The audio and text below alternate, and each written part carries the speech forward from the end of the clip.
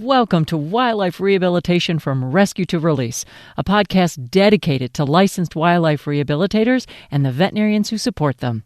I'm your host, Gail Buell.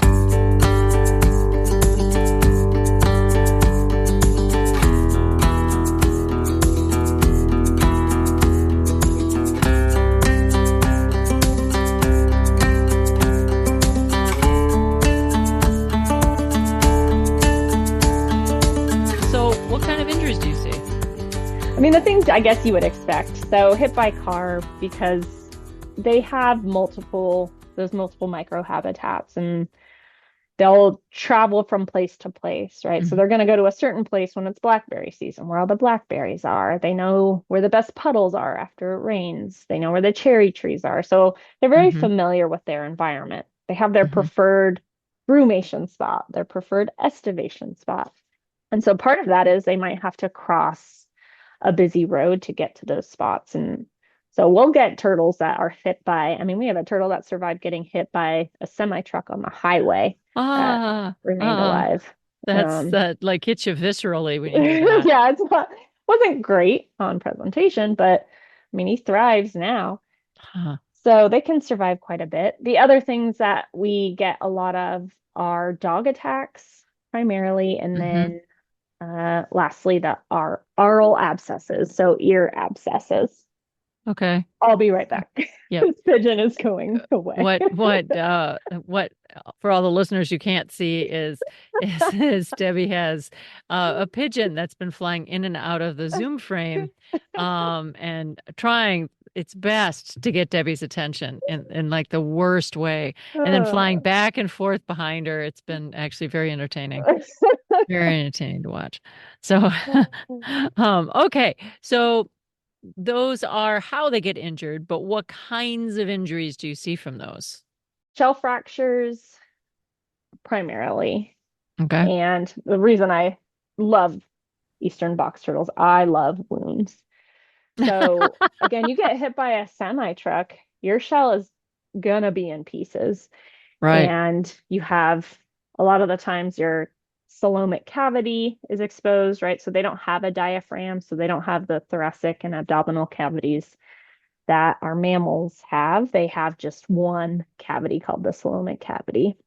And that's where everything is their lungs, that's where everything is, yeah. Organs, everything. And so those can be punctured too. They come in just looking terrible, but with the right pain management, the right care, they again can thrive pretty well. And then the other one, oral abscesses. So those ear abscesses, they just come in with these swollen ears that you have to lance under anesthesia or under sedation, at least, depending on how bad it is. And those ones can be some of the harder ones that we treat, more so than shell fractures. Wow. How in the world do they get those infections?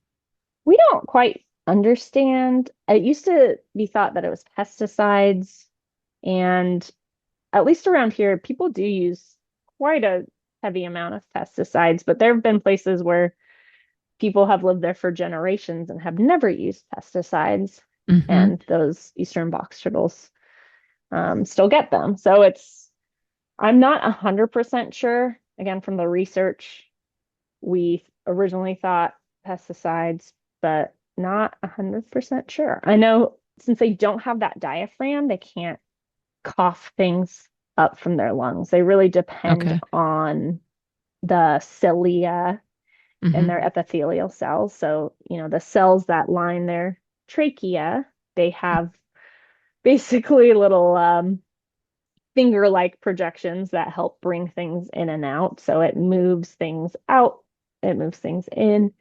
And it depends on that to keep them healthy. But if they don't have a good diet, then let's say they have vitamin A deficiency, and I can talk a little bit more about that in a second. Those cilia, instead of being finger-like, they become kind of flat pancake-like. So it goes from like a column shape to a flat pancake-like. They no longer have the cilia. Things can't be filtered in and out. And so they lose that ability. And that causes them to get upper respiratory infections. Things kind of build up. They don't have external ears, right? They have closed ears. And so things just kind of pile up in those ears. They get more and Wow. more swollen, heavier and heavier abscesses. And we've seen some pretty crazy abscesses in these guys. They can't eat because of it, they can't go into their shell. And at some point, it does affect their breathing as well. Sure. Is that pretty curable? It is. And I guess the question becomes, do they get them back? So if you put that turtle back, we have had one where we did the lancing of the oral abscess. They were, by all other accounts, healthy, nice fat pads, nice red eyes. We put them back the next year, or maybe it was 2 years. That turtle, they found it again in their yard with swollen ears. Hmm. How'd you know it was the same one? Turtle people are wonderful, and they Ah, they keep know their turtles. yeah, they keep photo albums and everything. So they'll know the personality of the turtles. They'll know what they look like. Ah. Oh, I love that. I I know love it's my that so favorite. much. I love that so much. Okay, so let's go to basics here. So you are getting in a turtle or have received it, and it's injured. What's your process? What do you do? At this point, we've seen, I would say, pretty much what I would think is everything, although I thought that last year and we saw some pretty gnarly stuff. So we have kind of protocols that we came up with our veterinarian. And just like with any other animal, our priority is let's make sure we're stabilized before we go forward with kind of any main shell repair or anything like that. So a lot of it is our overall assessments, our physical exam, making sure the stress is low, making sure they're hydrated. And then once they're hydrated, making sure we can take care of any pain. So pain is very complicated in our reptiles in general, but eastern box turtles as well, because we're still learning what pain meds work, what doses, those types of things. Hmm. So going to conferences, working with wonderful, amazing veterinarians like Dr. Mark Mitchell, who does a lot of eastern box turtle research and keeps up to date with the information. Again, working with our vet to figure out what medications work for that. Back in the day, we used to give all of our eastern box turtles meloxicam because it's an Sure. anti-inflammatory. It works really well for our birds, for our mammals, but we are starting to realize that that is not something that works. It doesn't really have any efficacy in our reptiles. So Wow. switching to ketorolac, again, working with our veterinarian, keeping up with the research and stuff to see that. Hmm. And one thing that's really interesting is our interns are, I mean, I think we have the best interns, but they're there 4 days a week. They're really watching the turtles, and they are the ones that really notice when the anti-inflammatories are working based off of the behaviors. Like Okay. they're not staying boxed up. They're starting to come out of their shell. They are eating more. They Hmm. are, again, just like our box turtles in the wild, they're going in different parts of their enclosure, those types of things. Okay. But yeah, pain medication, fluid therapy, and then again, waiting for that stabilization before we go forward with shell repair. Okay. So, fluid therapy, describe that. And what It's ow. different than in mammals. It's different than in Yeah, I mean, birds. yeah, that's true. Yeah, they need less. So that's the good news, 1 to 3%. So again, we're assessing hydration. So I'm usually assessing the hydration a lot of the times based off of their eyes, based off of how their skin looks, how wrinkly they are, how dry they look, how depressed they are, Hmm. how much blood they've lost. I don't, if they've lost too much blood, I'll probably, again, we're working with our veterinarian. If they have lost a lot of blood, we give them too much fluid, then that almost decreases the blood amount even more because we're Sure. essentially You're watering it diluting up. it. Yeah. Hmm. So we are judicious with that. We're assessing them each time we give it. We're not giving it usually multiple times a day. It's going to be once at the very, very most, it'll be twice. And again, those eyes tend to be the thing that tells me the most. So if they seem really sunken in, if they Hmm. go to open their mouth for whatever reason, it's super tacky. Those are the big things we're looking at. And then we're giving the fluids in the kind of, I guess, inguinal forearm area. So in between their forearm and their neck, there's a little Okay. patch of skin. That's also where their like pectoral muscles are. So if you ever need to do IM injections on the plastron, like Hmm. if you're going through down towards the plastron, you've got those beautiful pectoral muscles. So you want to go above those. But Okay. as I always tell our like interns and volunteers, you do want to not just poke blindly, like you want to feel around and make sure that A, you don't go too deep into the coelom, but B, that you're not hitting any like tendons or Right, right. anything. So you're aiming to go subcutaneously, Mm-hmm. right? Now, here's a question. Since they can close up their little box hinge, and if they're not that injured, I mean, do they do that while you're trying to feel around where you're going to give Yes, they fluids? all have beautiful, wonderful, amazing personalities. And sometimes they just don't care. Sometimes they're incredibly painful and just stay boxed up. So we do have our little tricks for that. And one that tends to work really well, practice, but a lot of the times we're getting them in with these crazy shell fractures. So you can't really force the shell open because of the Hmm. fracture. You'll just destroy that turtle. So we tend to put them in the water, put them in a quiet area, and the water generally just goes up to their like the bottom part of their carapace. Okay. So it's less than half an inch for an adult turtle. They're in a Okay. quiet area, they'll slowly start to come out, and then I'll Then you quick just, grab them. yeah, quick Yeah. grab them. And Quick I put grab them. the trick is if you put your thumb in the shell, you want your thumb to be vertical, not horizontal, because if it's horizontal, the shell will just Get you. crush your thumb and your nail. Pinch So if you, you. yeah, so if you put it more vertical, then you tend to hold them open a little bit better. Okay. And I have Okay. noticed over time, it's not something that it seems to affect them over time the way you think the punishment would. Okay. So I don't know if it's that we're finally managing pain and that's why they stop boxing up so much. Hmm. Hmm. But there's always the exceptions. There's always the tough turtles, but for the most part that works. Okay. Before we get into some of these injuries and how you deal with them and that kind of thing, I did want to ask about behaviors. So you talked about when they're really stressed or when they're Mhm. not so stressed. How do you know when a box turtle is really stressed or not? How do I you guess know? the same way that you would with any other animals. They're trying to get distance from you. So closing in my head, I mean, I can't really figure out their covert behaviors and how they're truly feeling, but when they're boxing up, they want us to go away.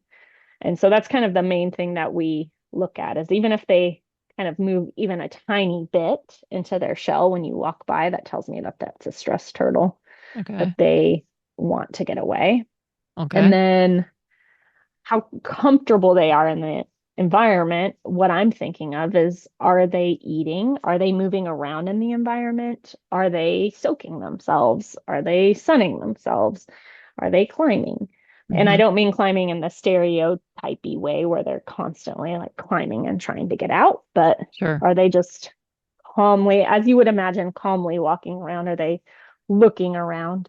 The other thing I've noticed, again, anecdotal, is they do this gular pumping kind of the way that the great horned Their owls throat. do. Hmm. Yes. Yeah. And if they tend to be a little bit more stressed, I've noticed that behavior more. But Okay. for eastern box turtles, it is known to help them with smell. So it might coincide with more that they're taking in Oh, more smells, okay. Okay. more so than stress. Okay. Do they hiss at all They make or a any? hissing sound when they box up, Okay. but not hiss Okay. like possum hiss. That would be pretty Okay. cool.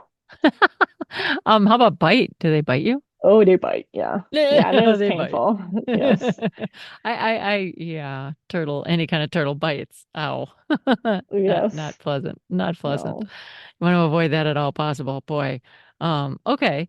Okay, so that's very helpful because, I work a lot with raptors and other animals, but, Yeah. not as much with turtles. So just kind of knowing when they're suffering from stress or they're in eustress or, those kinds of things, I think is very important for people to know. We've got our turtle. We're starting our physical exam. Do you usually do an exam head to tail? Head to tail, a lot of it is going to be hands off. And if I can get them to walk, that's going to tell me a lot of information. So the front legs and the back legs kind of work opposite. So your front right arm and your back left leg are going to move forward kind of at the same Okay. time. And then the Okay. opposite's going to happen. So I want to see them walk. I want to see really any kind of, again, natural movement. So walking, I want to see them look around. I want to see them breathe. So that's a really big one. And these guys don't breathe. When they're breathing, they're using really their arms to help push air in and out of their Okay. lungs because, again, they don't have that diaphragm. Mm-hmm. And so if they're breathing a lot in front of me, that's a bad sign because these guys should be able to hold their breath around a predator. Okay. So those types of things I think are really important. Again, I'm looking at those eye colors for the males. I'm looking at the fat pads of the head So for a lot is of that these guys. right on top of the head? I mean, Yeah, right behind the eyes on top of the head. okay. And is it And like it, squishy like fat? yeah, it looks like a little cleavage, more or less. So Okay. Okay. yeah. So if they've got boobs on top of their head, that's a good sign, I suppose. Okay. Okay. You can also look at the space kind of again in between that like inguinal forearm area. So between the arm and the neck, if it's a big divot, probably not as healthy. And then Hmm. when you go to pick them up, this is a really big thing for these guys. If you go to pick them up and they almost feel like a feather, that is generally dehydration Mm. or just some Okay. amount of something that needs to be a little bit concerning. Okay. Other Okay. than that, your physical exam is going to look very similar to your dog, cat, bird, whatever. Okay. We're gonna just say we've got a fractured shell. Talk to me Great. about what you do with with that doing the exam or when you actually decide you've done your physical exam, Hmm. animal's got, a fractured carapace. Let's say we'll make it maybe easy, not a bridge fracture or anything like that, but carapace. And so now what? Now what do you do? Well, let's say we've managed the pain properly. We, it really depends on if that coelomic wall is intact or not. In the best case scenario, it is intact. And in the best Okay. case scenario, it's a little open. So the hardest injuries to treat are those shells that are fractured, but still kind of hanging out together because really just pockets of infection fester underneath. Oh, And that can be really tricky to manage. At that point, like antibiotics can only do so much. okay. So a lot of the times those guys are going to the vet to be anesthetized at that point so that we can do a little bit more debridement.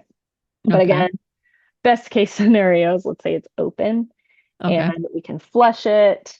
We can just very typical wound care that you would expect. The biggest thing with these guys is the tissue takes a very long time to declare itself. So there's been times where it's taken weeks for certain bones to kind of die off, certain Huh. parts fracture Okay. to die off. And a lot of those times, those pieces need to come off so that the shell can continue to kind of push infection out or Mm-hmm. heal closely together. And so generally that's the trickiest part with these guys is managing that. But other than that, I mean it's exactly the same again as a bird, a mammal wound where we're keeping it we might for us personally, we might do either Manuka honey or SSD for the first couple of days along with some hydrogel and then move it on over to maybe just like Telfa and working up to biofine once it starts to go into that collagenation stage of healing. Sure. And that first stage when you're talking about Manuka honey or SSD, You're not putting anything like Tegaderm or anything over it. You're just leaving it open, or Oh, you we're doing cover it with something. hydrogel is for us, it's like a telfa pad that's impregnated with the Right, right. Okay, so main. that's what I misunderstood. That okay, you're doing either SSD or Manuka honey, and then you cover it with the hydrogel. Got it. Okay, Exactly. thank you. Thanks for that clarification. Yeah. Okay. One thing we've noticed too is, once it gets to a certain stage, if we are using, let's say, Tegaderm, which used to be my primary choice, that Mm-hmm. does trap a lot of moisture in there, so the wound can get pretty moldy. So we switched over to doing more Telfa, Okay. um, Telfa or tape. Like if we don't want it moist, we'll just kind of, usually there's a divot where when you put the tape over, it doesn't actually touch the wound, it just touches Oh, the got it. shell. I'm thinking that when you're talking about parts of the shell that declare itself and are dead in a couple weeks, that's where you most of the time have to bring it to the vet to be able to take care of that piece of shell, or does it usually kind of fall off on its own? What does it do? It depends. A lot of the times, I would say, the majority of the time, it's just coming right off. Okay. That's the best part about the dead shell is it doesn't have any feeling. And again, we're watching every time we do wound care, we are watching how these turtles react. And if it is too painful, again, we're looking at are they all of a sudden you touch a certain area and they just react with every limb in their body, or now all of a sudden they're trying to get away or they're Mm-hmm. trying to go into their shell. Okay. Those go straight to the vet. We are not, we want Okay. to make sure we're doing everything where they're comfortable. If it's too stressful for this specific turtle, we're sending them to the vet. Even if Mm-hmm. it's maybe not pain, it's extreme stress, because we know just the effects of stress in captivity. It's not Right. worth it, especially Right. because we have the means to do it. But yeah, for the most part, I we don't necessarily need to because it is dead, it pops right off. So if I go to touch a certain part of the wound and it doesn't come off, we leave it. If Okay. it's something that's really a problem for healing, then in that case, yes, we do take it to the vet. But Okay. yeah, most of the time we don't have to. Okay. That's cool. I don't know if most people know, especially if they've not dealt with box turtles or other types of turtles, about how much they can feel through the shell. I mean, they are almost more sensitive on their shell than they are anywhere else. So, I mean, it is bone ultimately. So Right. you think about your bone if it was broken or somebody was even touching your bone, how painful it is. Like think Right. about you know, spondylosis with our dogs. So the spine kind of calcifies and grows together so that the bone is touching. That's extremely painful. Mm-hmm. So you can imagine with these fractures, that's extremely painful, but they do have certainly a lot of nerve endings there. And where we traditionally never did a lot of pain medications, or we did Mm-hmm. meloxicam, for example, now we're learning, oh, we need to really bump up to say like tramadol, ketorolac, so NSAIDs and Right. opioids for these guys for long periods of time. So that's where it can get really complicated. Is, Sure. I'm lucky enough to work at an ER. And so I have the ability to bring a turtle in, get opioids. And if you're in a more rural area, not near a doctor that sees turtles or feels comfortable seeing reptiles, Right. it's going to be a lot more difficult. Wow. Yeah, it certainly will. Certainly will. And I just lost my question. Oh, You're when welcome. you are um, working with any kind of drug, whether it's antibiotics or whether it's pain medication, or anything else, what do you have to think about as far as like how there's a lot of kidney and stuff, how they Mhm. kind of what is it called? The renal. Um, Portal system. thank you. Thank you, Yeah. because I couldn't remember what it was called. We're doing everything kind of in conjunction with our vet or keeping up to date with research and sharing research. They're doing that with us as well. We're also talking to other vets, again, Hmm. like Dr. Mitchell. I'll Hmm. email Dr. Allender a lot over at University of Illinois. Those things are really the most important because we don't necessarily know a whole lot about the pharmacokinetics or the pharmacodynamics of medication in our Hmm. Hmm. turtles. We know that there is a renal portal system. So basically, what that means is the blood in the back half of the body might be able to be filtered directly out through the kidney, but not necessarily in the same way it happens with a bird. So there are some studies. Ontario Turtle Conservation Center had a study, and I believe it was tramadol given in the back legs was highly efficacious versus, or more so than when they gave it in the front half. But other than that, the most part, we give everything in the front half because we don't know. So Okay. maybe it Okay. is a thing, maybe it's not, but I mean, it's easy. I mean, even if I'm giving meds to a snapping turtle, it's pretty easy to give it in the front half of the body. So Sure. that's generally Okay. what we're doing just to play it safe because, yeah, we don't know. Right. Yeah, we don't know. So how do you've got them in captivity now because they need to heal from whatever. How are you Mhm. housing these animals? Whenever I first started, a lot of the stuff that I read was, don't have them in translucent type bins and stuff like that. So we started out with dark bins, and it was just really dark in there. And even when we painted the outside of them, it just didn't let in a lot of light. So we do use the see-through plastic bins. For Okay. our guys that are there short term, really we're using the totes that you can get at Home Depot, 2 feet by 16 inches Okay. for our short-term stays. For our Mm-hmm. long-term stays, we're using little over 3 feet by 1.5 feet by 1.5 feet. So they have a Okay. pretty big space to walk around in. Okay. And generally, we're using towels. So just terry cloth towels, anything but the color white, no strings, no holes, just like you would do for kind of your mammal. And Okay. we use the really big ones so that when we put them in there, it's kind of really bunched up because when you go out and you look and see where they're hanging out, it's not a whole lot on flat ground.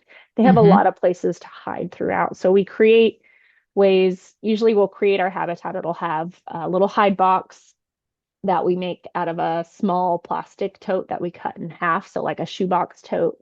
We put a bunch of sphagnum moss in there to give them nice humidity. We put a Mm-hmm. big towel over it so that it's nice and closed in, like they can go into this hide hut and feel hidden versus they just go in and it's nice and open. Okay. They usually get injury permitting leaves or grasses piled in there that they can hide under. But if they can't do that, we just add in another towel. And then a dish of water that they can go and soak themselves in. So most of our injuries, they can still soak themselves in shallow water. Mm-hmm. So we're offering that. And whenever we make our habitat, we're then pretending we're the turtle. So we take a step back, look at it from their point of view. And whenever people are first learning, I'll have them literally kind of make a fist to be the turtle and find multiple different options to hide. So they have one that if they want to be warm and they can be underneath the light, they Mm-hmm. can hide under that. If they want to be humid, they can feel really hidden in a different part if they want to go behind the grass. Just making sure that there's lots of options for these guys. And that honestly has made the biggest difference versus just putting them in a dark tote or a tote that they can't see through. Sure. Do you put them in view of other turtles? It depends on, well, so we do have them kind of stacked up, Okay. and most of the time it's going to be like females next to each other. We try to separate the males and then we watch their behavior. So if it is something where they're just like really stressed out, we try different Mm-hmm. areas, we try moving them. If one area seems cooler, for example, like we had a really cold winter, one of the volunteers walked in and they said, "Oh, this corner is cold," so they moved the turtle to a separate area. So really paying attention to how they're acting and responding that Mm-hmm. way. On the floor or on tables? Both. Both. Okay. Yeah. And Okay. tables are, it's really like a bookcase, so to speak. So Okay. we just, Okay. maybe not a bookcase, but those shelving systems where you can stack multiples. So we have, Okay. I think, three high, and then we can do three across Okay. for Okay. for each of them. And they're open on the top. It's not like you have the cover. So that's a good question. We do put a net over it. So we found these kind of mosquito nets that are for baby strollers, and that works really well for the size that we need. So we'll put a net over it so flies can't get in. And then the back top, we put a towel over it so they can feel extra hidden. Oh, got it. And it Got it. keeps in the humidity a little bit. The light that you use, is it Hmm. UVA, UVB? What is the criteria Yes. for the light? So we use mercury lights, and so that's going to offer our UVB and our heat. And we have like LED lights on the inside for that kind of UVA. These guys can see reds and oranges. So we do want to make sure we have the ability for them to have full spectrum light because we Hmm. know that having that UVA is important for seeing those different colors. Sure. And I have noticed a difference, especially one of our education turtles, he has one eye and he responded better once we put in an LED light to seeing his Ah, food and stuff. So I feel like that is pretty important as well. okay. Okay. How often do you change those? So there's UVB readers and UVI readers. UVI is our UV index. So that's more or Hmm. less the intensity of the UVB they're getting. And we change them as needed. So we keep it generally around one, like we want the most intense part to be one up to 1.5. Okay. But Okay. we're bringing our guys out every day. So they're getting obviously not in the winter time, but when it meets certain conditions, we're letting them outside every day so that they do get the benefit of the UVB because even if we give them, these guys are healing from shell fractures, calcium alone isn't going to do what it needs to Right. do without Right. Right. the active form vitamin D3. So these guys need that UVB. They need it from Right. the sun source, not the dietary source. Hmm. So we want to make sure they get enough. Wow. That's, yeah, nice and complicated. Hmm. Nice and lots of different kinds of considerations here. I Yes. love it. I love it. So what are you feeding them? We talked a little bit earlier about the natural history portion. So, Hmm. they're eating a lot of snails. So again, I'm thinking calcium. I'm very thankful I have a colleague at work who has a pet snail, and now I have pet snails. And one thing pet snails For a do is they second, lay. for the second, I thought you said pet snail, and I thought, well, your colleague doesn't have a pet snail anymore because you fed it out to the turtle. Fed all her Okay. babies out. And all the Yes. babies. Yeah, they lay so many eggs, and it doesn't take very long for them to get big. So, I mean, within a couple months, they're very good size. Those guys love snails. And we also do primarily mealworms are so easy. And so Sure. we do a lot of mealworms, which is not necessarily my favorite because it's a larva. And if you kind of look at what they're eating in the wild, they're not eating a whole lot of larva. So it Hmm. doesn't match their natural history as much as I would like. But then we also do earthworms. For the ones that are really active, we'll do crickets. They love Okay. it's really fun to see them hunt crickets. So that's kind of like part of their diet. We do two main things, one lid of mealworms or whatever else we're doing. Sure. And then we do one of what we call like a turtle salad. And so roughly, just from all different kinds of research, we know that these guys there are herbivorous animals that can convert beta carotene. So those red, orange, yellow veggies have beta carotene in it. They can convert it to the active form of vitamin A. Oh, But okay. these omnivores, these eastern box turtles, don't have the ability to convert that. So they need the active form, which is our retinol. Okay. And that is going to be where like meat, essentially.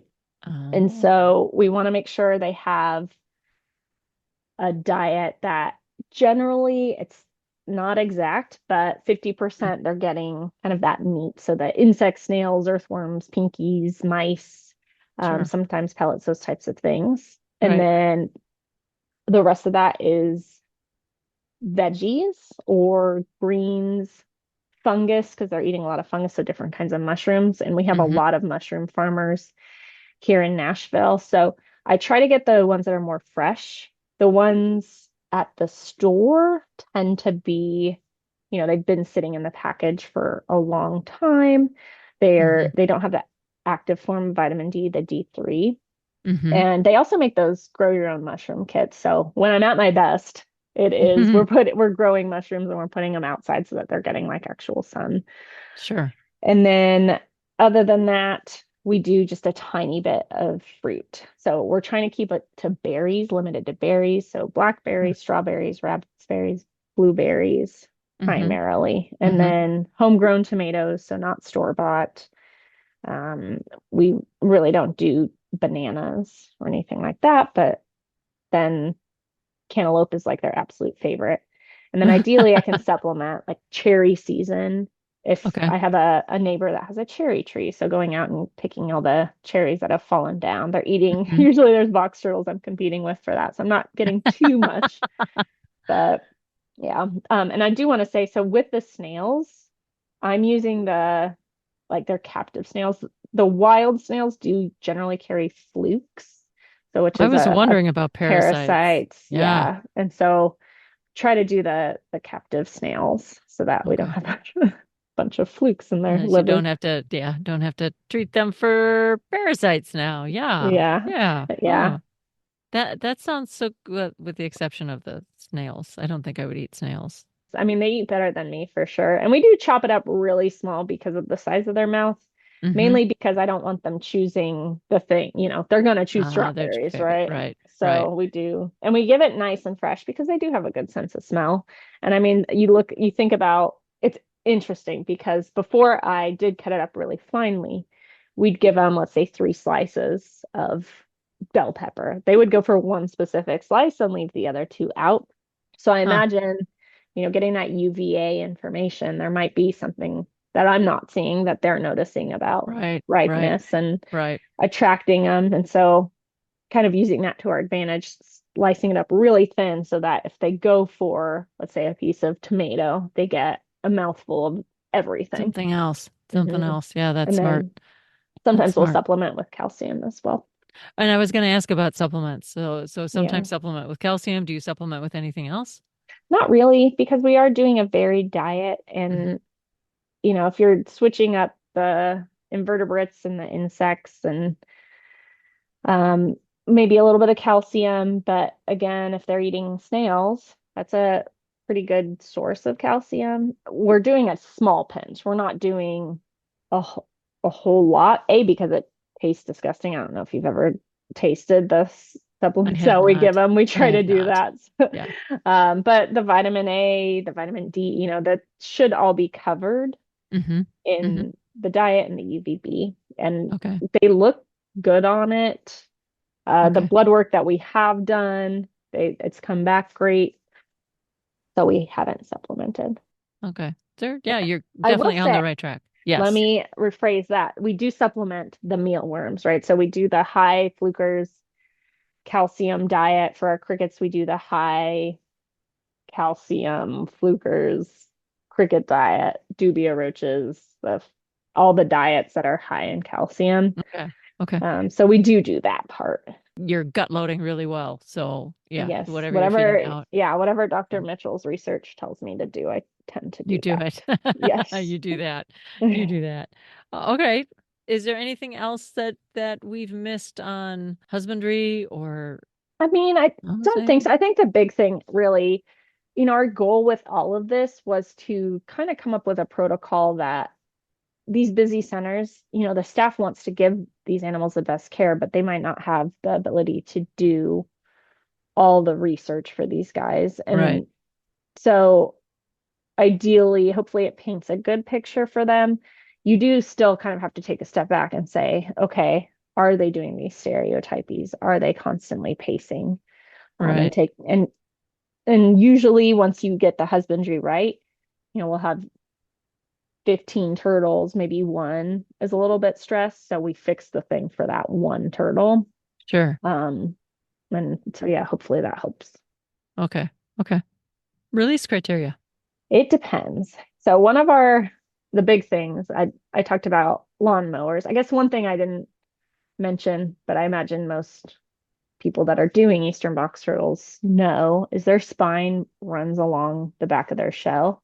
And so Mm-hmm. when we get these lawnmower strikes, we get these hit by cars, it is affecting their spinal cord. It's literally cutting through their spine in some cases. And so we do a whole lot of physical therapy at our center. That's one of our specialties.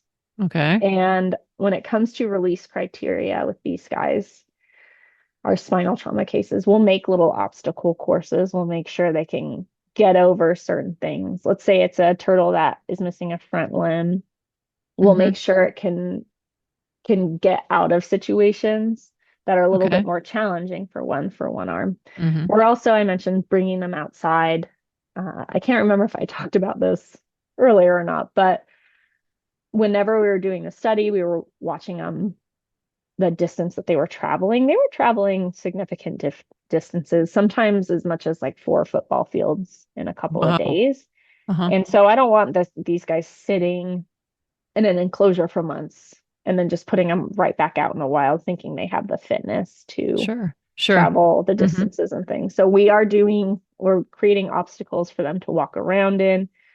And again, doing physical therapy, those types of things I think are very important and need to be considered. As Mm-hmm. far as external, what we're looking at again is 2 weeks of really good weather so that, if this guy gets hit in the spring, we're releasing it in the fall. That might be two completely different habitats that it would live in. We're releasing our Ah. guys exactly back where we found them, Mm-hmm. because they do utilize, they utilize sun, they utilize, oh my gosh, magnetism, whatever the fancy, maybe it is just magnetism. Um, and then they utilize like landmarks and stuff. Sure. Sure. So for us, since we're releasing them right back where we found them, we want them to have enough time to get to the spot they want before it Um, gets really cold. mm-hmm. Mm-hmm. And, time of year matter, all those different things matter, and we want to take them into account. And so that's kind of our main thing, releasing them where they're found, making sure they have plenty of warm weather to do so. A big question I get usually is what happens if you find them on the side of a busy road or a busy highway? We'll Right. still put them on the side of the highway, and then the volunteers will take a step back. They'll watch them 15, 20, sometimes 30 minutes to see Okay. where they head. And if they at any point start to head towards the road, we help them cross the road in the direction they're traveling. And then they do the same thing on the other side. Okay. So Okay. That makes sense. Makes a lot of sense. maybe, I don't know. That's Well, I mean, what works for us. it's the best you got, right? Right now, it's the Hmm. best you got. And Yeah. with all the work that you've been doing, that's better than the best you got. It's better than completely guessing, but it may not be perfect. It may never be perfect, right? Yeah. But we do the best we can. So, anything else that I should have been asking that I haven't asked? Good question. You brought up parasites earlier, Mm-hmm. and I kind of mentioned this. So Dr. Matt Allender is an epidemiologist at University of Illinois, and he has done so much research on these guys. And there's a couple points in time where I reached out to him. Don't let me forget. One is mycoplasma, one is parasites. So I'll kind of start with the parasite one because that's what we already talked about, Yeah. where our turtles do have parasites, and sometimes very similar to our herbivores, right? It's important to help them digest food. Mm-hmm. So at one point we had a turtle that was really anorexic. I brought him to our vet who did a fecal sample, and he said, "Oh, this gut is sterile. We need to do a fecal transplant." And so we soaked the turtle in some feces from another healthy turtle that did Mm-hmm. have certain parasites in it, and then the turtle started to eat. So Huh. that is one important consideration. And then, oh, so the whole point there is if they're not clinical, so maybe you do a fecal, there are parasites in them, but they're otherwise healthy. Right. We, per his, just based off of what he told us, his recommendation, Mm-hmm. we don't deworm those guys. So Okay. unless it's just a Okay. high caseload or they show clinical signs, then we do. The other thing I mentioned is mycoplasma. So we deal with a lot in Tennessee of infectious diseases. So herpes virus, we see rhinovirus, and we see mycoplasma. Um, Rhinovirus is just very detrimental, and that's one of those diseases that does pass on to fish and frogs, Okay. amphibians, and it can just decimate the biodiversity. So those guys we tend to euthanize if they're showing signs. And by the time they show clinical signs, they tend to die within a few days. Wow. And that's, I mean, it's crazy because all the other diseases they have, right? It takes quite a while for them to fester. Hmm. And Hmm. and even once they show clinical signs, we still have plenty of time. But mycoplasma, our hospital used to treat, and it's very similar in the mycoplasma we see with our finches, where we're Okay. Okay. using um, some sort of antibiotic, whatever your vet recommends to deal with an intracellular bacteria.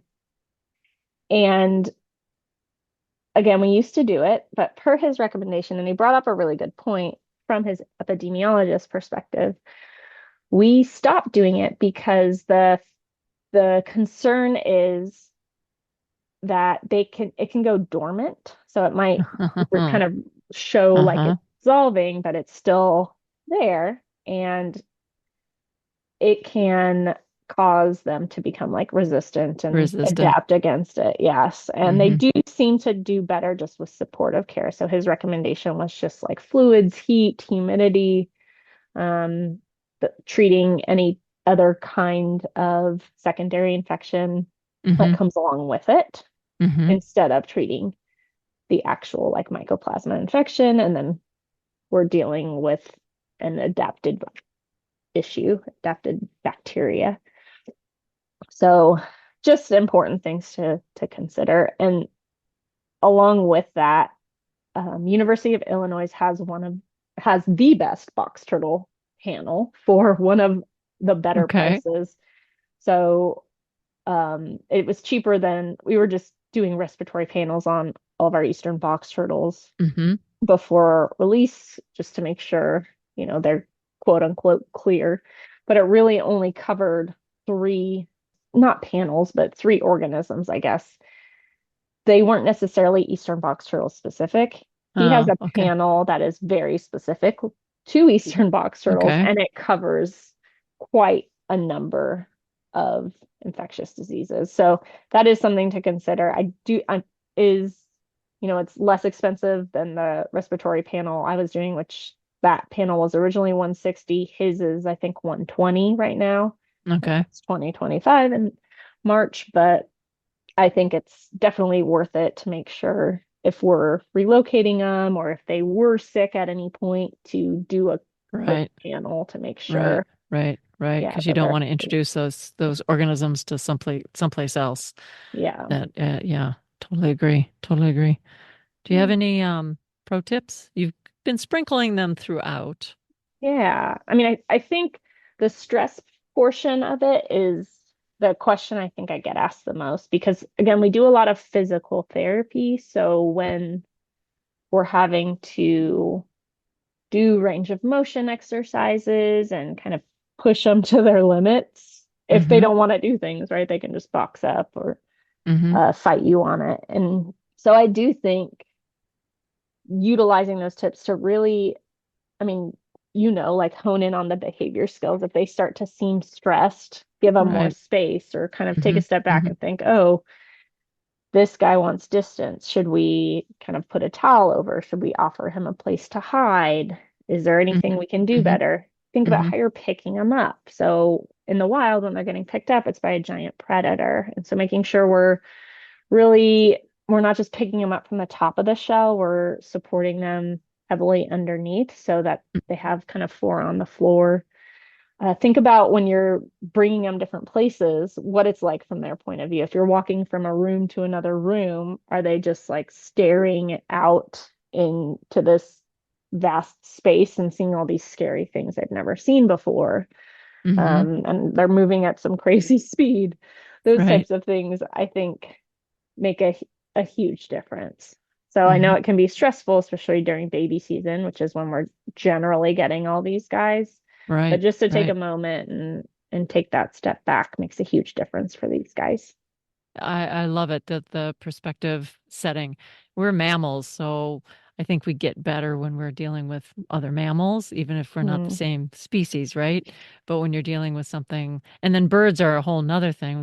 We're a little bit farther away from birds, but when you get to reptiles, then we're often not thinking in those same veins, the perspective Hmm. of what might make it easier for them or how are they experiencing the world. So I love that. I absolutely love that. Guess who I learned that from? I don't. You. Me? You. Me? Yeah. Well, there you go. Behavior Well, doesn't what do occur you in a know? vacuum. Look at What do you that. know? Full circle. Behaviors doesn't occur in a vacuum. They certainly do not.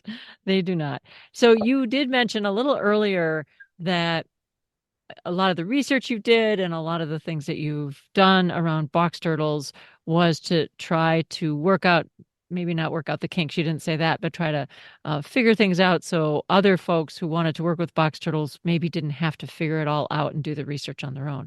So do you Hmm. have like a written SOP or anything like that folks can access? I can send you my PowerPoint. It looks like a psychopath did it, but I will send it to you and then you can Oh my post gosh, we that. can PDF it and we Yeah. can put it as a resource. That would be amazing for everybody, especially those folks. Again, here in Minnesota, we're not going to get box turtles, but there's people from around the country listening to the pod. So I think that hopefully some people would find it very valuable. And I have Hmm. learned a ton, just like I knew I would from Debbie Sykes. Hmm. So any last words of wisdom? I don't think so. These guys are really freaking cool. So I'm hoping, probably by the time this comes out, I'll no longer be in Box Turtle World. I'll be in Colorado. And so I hope that somebody can take this information and just continue to improve it so that we can continue to like do best by these turtles. Especially there's a lot we don't know. And so a lot of research still needs to happen, a lot of Mm-hmm. things that we still need to be doing and improving as always. Mm-hmm. So Mm-hmm. hopefully somebody can do it. And of course, if anybody has questions are always and they are willing to talk to me, then yeah, they're always They could reach always out. welcome to reach They out. can Yeah. reach out. Okay. That's amazing. And thank you. Thank you for being so generous. Well, I really appreciate your time today. So thank you very, very much. I learned a Thank lot. you. Appreciate you sharing your expertise and love seeing the pigeon flying back and forth every once in a while. That was loads of fun. It's Loads of fun loads for of me. Our fun for listeners couldn't me. see that, but I have to have some fun with birds all the time. So anyway, thanks again, Debbie. Thank you. Wildlife Rehabilitation from Rescue to Release is a production of Partners for Wildlife, working hand in hand with wildlife rehabilitators and with veterinarians to support them to improve the welfare of orphaned, ill, and injured wildlife. Our executive producer is me, Gail Buell. I'm the Partnership Coordinator for Partners for Wildlife with the Raptor Center at the University of Minnesota College of Veterinary Medicine. Our producer is Reese Rosato. To learn more about the Raptor Center and Partners for Wildlife, visit the Raptor Center at umn.edu.